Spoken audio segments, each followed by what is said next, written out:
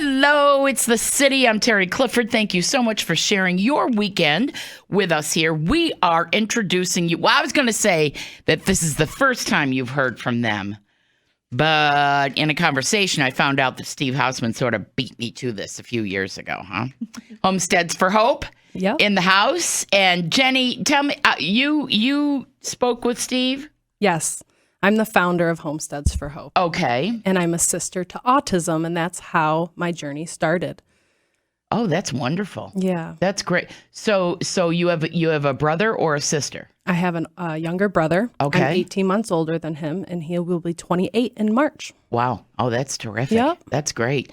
And Homesteads for Hope, first of all, we should tell people you're on Manitou Road, right? Yep. Spencerport on our side and Greece on the other. So we're a complete introduction to the west side. Okay. All right. Well, that's wonderful. And right down the street from Luigia's Ice Cream. So, you know, everyone goes. That's great because you always give somebody, you know, like a mental picture of where you are. And that's a perfect landmark for those of us that like ice cream. Yeah. Rebecca, how did you become involved in Homesteads for Hope? So I actually, for the past 3 years, I've been volunteering as a musician. I'm part of a band called Shifting Gears, and then I do my own solo act as well. So I'm in a country band, which is perfect for the farm setting. Sure. So Jenny's been hiring me for her harvest barbecues. Well, I've been volunteering for them, and I fell in love with the farm. I've been a direct support professional for the past, 4 years of my life. So I fell in love with working with people of all abilities, and I told Jenny that if she ever had a position open, that she was welcome to hire me. I would love to work there. And a few years later, Jenny contacted me and told me she was hiring, and I was very lucky to get the position. Oh my gosh, isn't that great? And we're like a family atmosphere, so having her be involved from the beginning, she knows what we're doing. She can talk about it. She can sing about it. Sure. She works with the people so well. So it was a great candidate between hires, but it was kind of a no-brainer for our program coordinator position. She brings the fun. She coordinates the fun. Jenny calls me the unicorn of the farm. Yes. I'm the squirrel. No farm animals, but I'm a squirrel. Oh, that's awesome. Okay, tell us about, first of all, whose idea was Homesteads for Hope, and how do you go about breathing life into a passion like this? God, I was given a mission in life to do this. My brother with autism is my entire world. So from when I was a little kid, every book report was about autism, every project, every speech, fundraising for larger nonprofits like Autism Speaks. It just was my whole life. But the problem was, and what is the big problem in our community and in our nation, is the fact that we're all talking about kids and children with autism. Sure. It's prevalent. But what happens when they're an adult? Yeah. My brother had what's called a service cliff when he graduated high school. So at the age of 21, he could stay in the school district. We walked out with nothing. We didn't have a day program. We didn't have a group home. There weren't opportunities for him for job experiences. Because my brother cannot talk, he's nonverbal slightly, they assume that he can't do things. And I just know that's not true, but it's a brother-sister family love that you know this person so well. But really it came down to, and you can learn more about it. I did a TED Talk here in Rochester last year, and it talks about this whole, how we really got started. And we don't have enough time today to tell you all those things. But one day I skipped out on a Disney movie and a frequent drive-through McDonald's dinner with my brother. I work in construction. I was exhausted, but I didn't want to do the same old thing because I could just see our lives together 20 years doing the same thing. Sure. So I took him to a farm down the street owned by my great-great-uncle. It was one of my first jobs. And I watched my brother mesmerized by a sunflower field and watching the birds fly into this beautiful sunset of the Erie Canal. And I go, wow, I could live a life here with him. Wow. And he was so peaceful. He suffers during puberty, and a lot of people relate to this, is some of those that cannot speak, they have behaviors.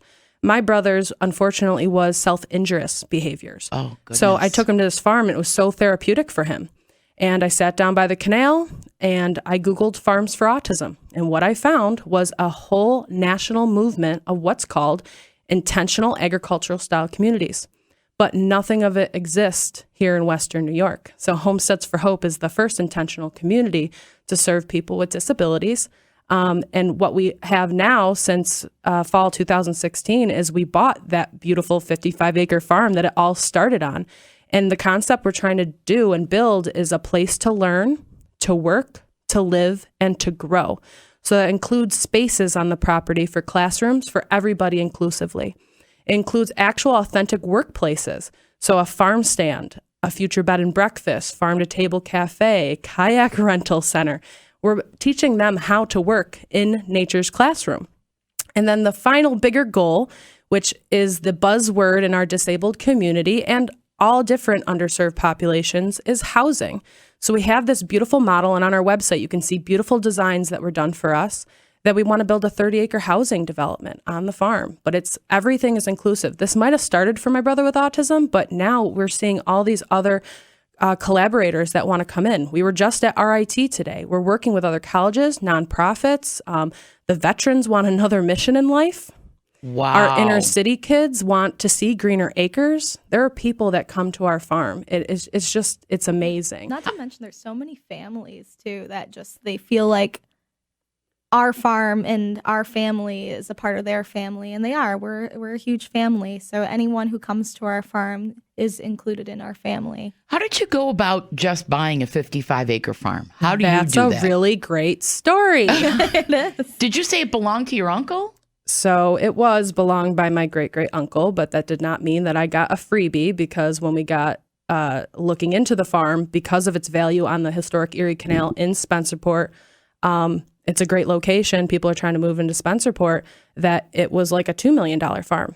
So there was no way I could do it. But at the same time, we could have got free farmland in like Bergen or farther west side, but we already have transportation issues for people. Sure. This venue specifically, how I sold it of a case study to be able to get a very unique funding source, was to say that we are the premier place on the west side. There are not very many, if at all, large nonprofit organizations. And then that also doesn't mean that there's things for school districts to participate in, because they're having to travel way too far for things. Sure. So we are less than 15 minutes from the studio here.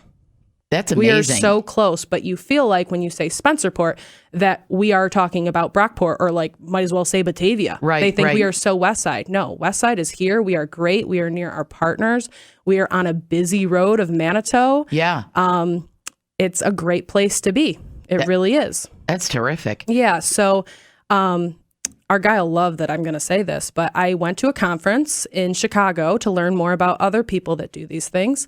And I just so happened, of 300 people, to be sitting in the front row, and a guy in a suit came and sat next to me, and he said he was from the Disability Opportunity Fund, and he is basically a nonprofit bank, and he provides funding and builds you a bridge to your dreams. Wow. So he asked me how I can help. I said, I need to buy a farm.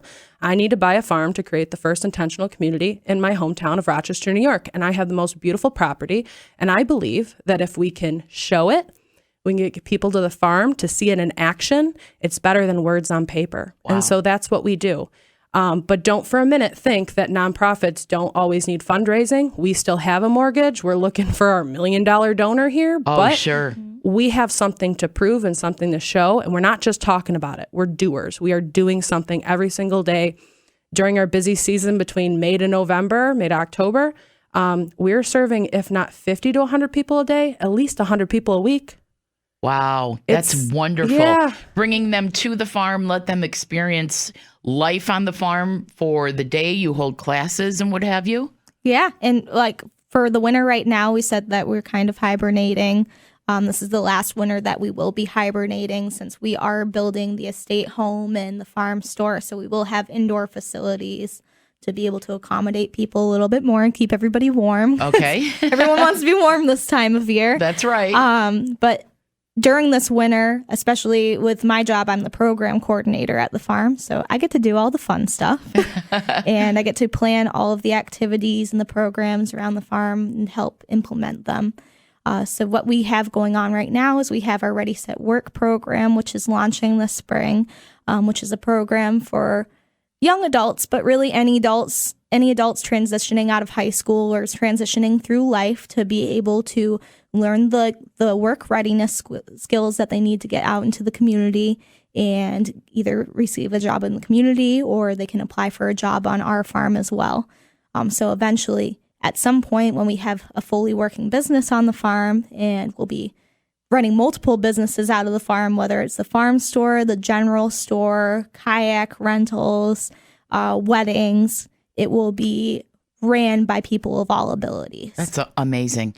It reminds me so much of the very early days. Now, I was lucky enough to have a little bit of a snapshot into the beginnings of Heritage Christian Services. Yeah. And this passion of yours and these ideas and the foundation you're putting under them reminds me very much of watching them grow. And they grew out of a need for a place for their daughter. And look at the it four today. families. Oh, it's unbelievable. And what's so unfortunate is Heritage is great. There are a lot of great agencies, but Right. they are so dictated by the government funds for that person. Sure. And it's getting cut. It's so sad to see that our most underserved people of our country, but people that did not have a choice of Right. being disabled, are lacking. And with Homesteads, we're not an agency. We don't use those government fundings directly for that person. We are a choice and an opportunity. If it's 1 hour or 10 hours a week, we are a choice. We really want to combat a lot of change and create solutions out there. Like one of them, a direct support professional. There is a hashtag, Be Fair to Direct Care. It is a serious thing. It is so unfortunate that for my own brother, that I have to hire somebody at minimum wage to work with my brother, and he has to pass meds, he has to transport him, he has to help with his daily living. That is a big job. Yes, it is. And we can't fight for $15 an hour. Like, that is an issue. Right. So with Homesteads, we kind of want to have our own little career agency and working with other people that want to give their mission forward. Sure. Yeah. Got a lot of talk right now with some veterans because they want to do the same thing and they need the farm for the same thing. So we want to make great change with that. But as well, sustainability. It's a Sure. word. We want to use it and we want to do it. I want to make sure that the businesses on that farm are fully ran by a learn to work experience for them. And it sustains a lot of the growth that we need. So we That's can great. hire people more and we can provide free services because that's kind of what we do. We're pretty much, what do they say? Giving the farm away? Yeah, we're kind of doing that. We do a lot of free services right now, but we love it. Sure. It's impact. Okay, so we're running close to on time. If there is a family that knows that they have a member of their family that would so benefit from this, how do they become involved? How do they get these services for their family members? They can contact me. Okay. Our office number is 585-352-HOPE. And Like that. That's awesome.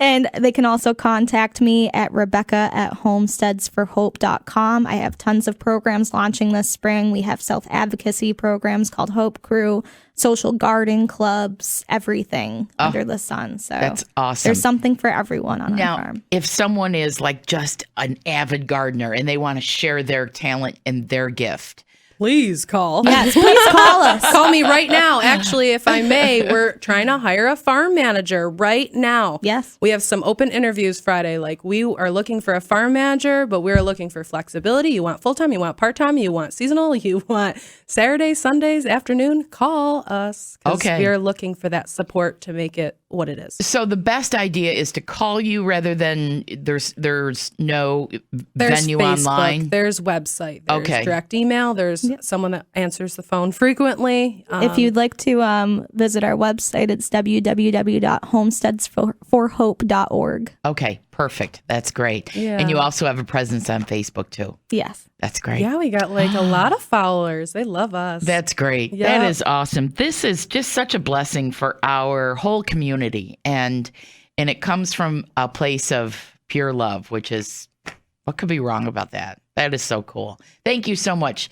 And Thank we're going to you. stay in touch. All right. So Yay. when you've got other programs and Our fundraisers, barn sale. barn sale, yeah. Don't call Steve. Ooh, all yeah. right? music on okay. the canals Fridays this summer. Oh. Keep an eye out for it. Okay, cool. All right, great. Homesteads forhope.org. Check them out. Thanks, guys. Thank you.